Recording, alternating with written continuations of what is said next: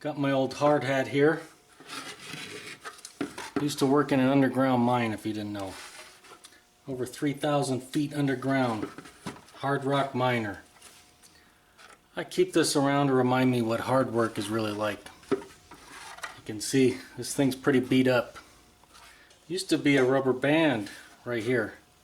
We used to cut old inner tubes. We cut a slice, stretch it around the hat, we could put stuff in there.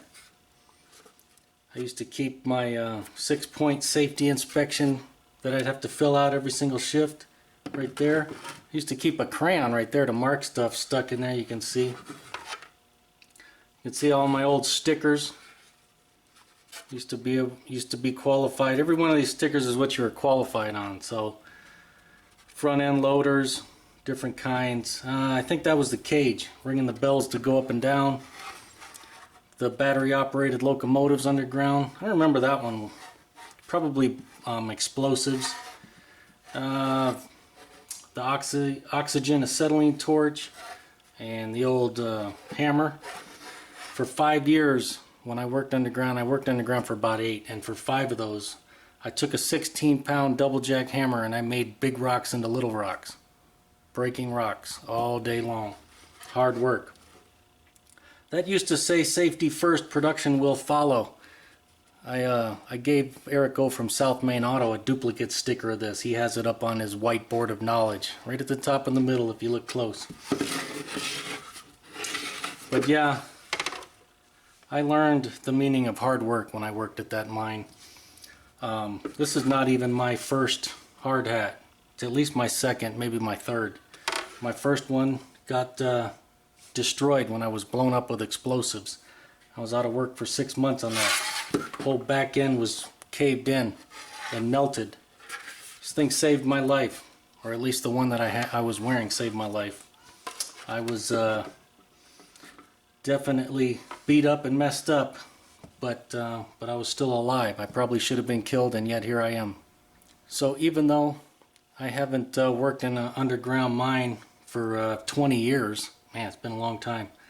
I keep this around just as a reminder. When I'm having a really tough day, I pull this out and look at it, and I know that life is definitely tougher. Whatever I'm facing on a vehicle or whatever, not as tough as it was working underground. A lot of guys I worked with were killed. A lot of them were maimed and injured. A lot of them missing fingers and stuff. Pieces of metal and eyeballs blown up like I was. I also got hit in the face one time with a 5-inch compressed air hose coupling. Thing was about that big, under 150 psi. Smacked me right in the face. Had to have some plastic surgery. My nose used to be crooked. It actually straightened it out. So thanks, mine. I appreciate that. And that's one of the reasons why I mention safety a lot on my channel, is that I know what it's like to get hurt. I don't want to see any of you get hurt. And if you didn't know what a double jack looks like, kind of look like these, like a sledgehammer, only a lot bigger. Like this is a 3-pounder, and then you can see this one's a little bigger. This is a 4-pounder. And then the ones we used underground were 16 pounds and 20. We used 16 and 20, but hardly anybody used the 20s because they were just too hard on your elbows. You know what? I have one picture I'll show you that I have from underground. There you go. Can you see that? That's the only picture I have from underground. Cameras were banned, and if you were caught with a camera, you could get fired immediately on the spot. That's why whoever took this picture took a chance on getting fired. That's a buddy of mine that I used to work with. He actually owns his own pest control company now. But you can see this is a production line. We have a couple of different areas you can work. You have a mining area which you're developing the mine, and then you have a production area which we're trying to get the muck out, and that's where the copper was. And this is a production area, and this is what I did for 5 of the 8 years that I worked there.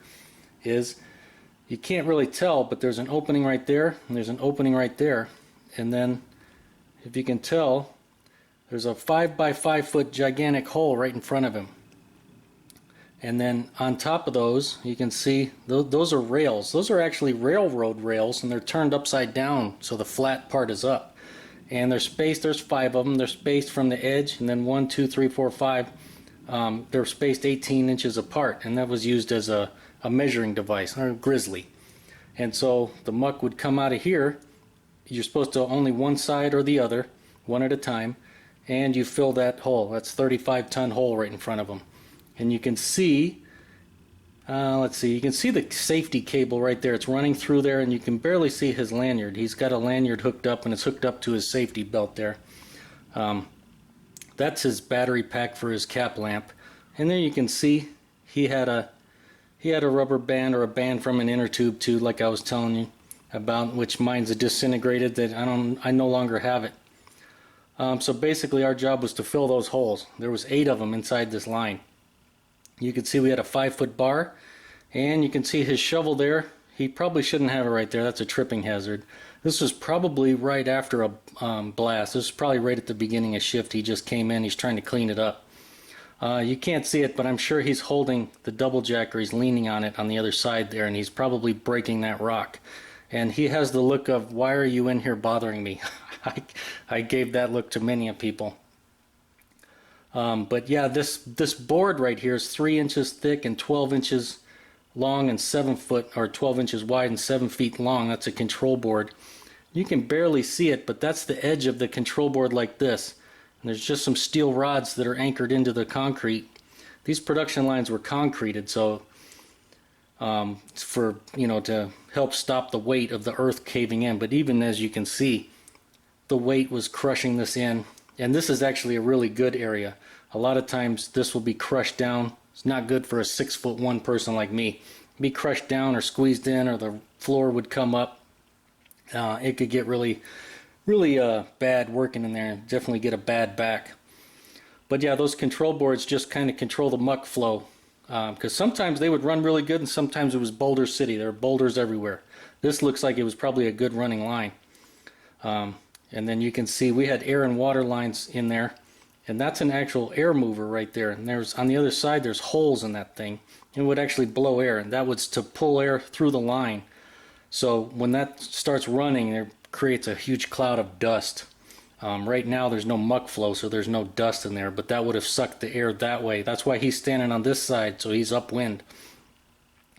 And let's see what else. Oh, he's got, they used to give us these old school safety glasses that look like from the 50s. And then we had those old respirators.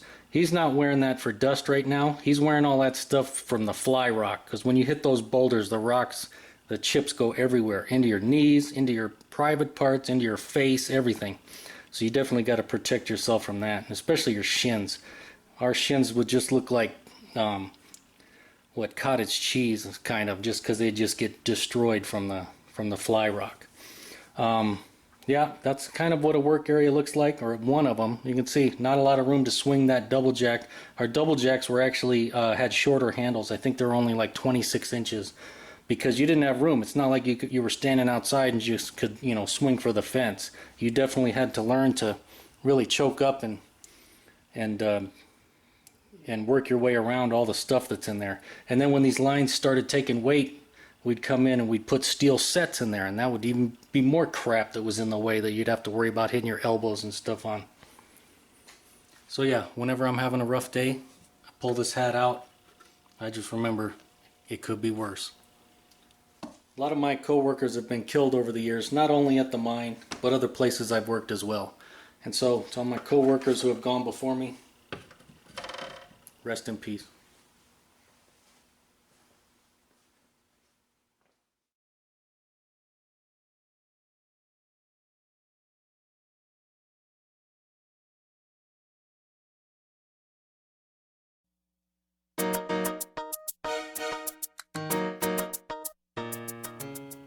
Alright, time to go on a little maintenance rant. I got this Honda in. One of the first things I noticed, it's leaking coolant like a sieve. That's not why it was in, but I noticed it's just pouring coolant out. It's coming from the water pump. And then, you know, I check and there's nothing in here, and this is very low. So first thing I had to do just to even run it is top that thing off. And then, you know, I noticed that the window on the driver's side doesn't work at all. And it doesn't look like it's been working for some time. And none of these are the reasons it even came in here. The rear brake lights don't work, and it was just bulbs. There's nothing wrong with the circuit. The the two wiper blades are just completely shot. There's nothing left of them. Well, actually, here's what's left of them right there. So you can see. Thankfully, right before they brought it over, the oil and the front brakes were changed, although the brake fluid was not changed out, and it looks like tar in there. So at least they did something. Let's see. What is the... Transmission fluid has seen better days. It's not terrible. I imagine somebody has at least changed that at some point. I'm looking at the air filter for the engine. That thing is garbage. That's definitely seen better days.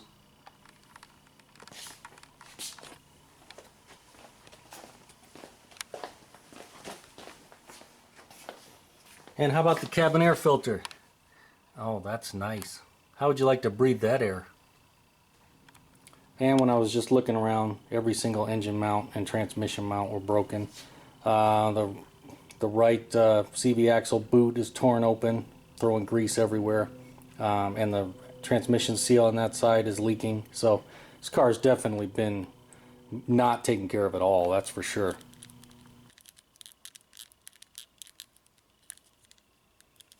Nice.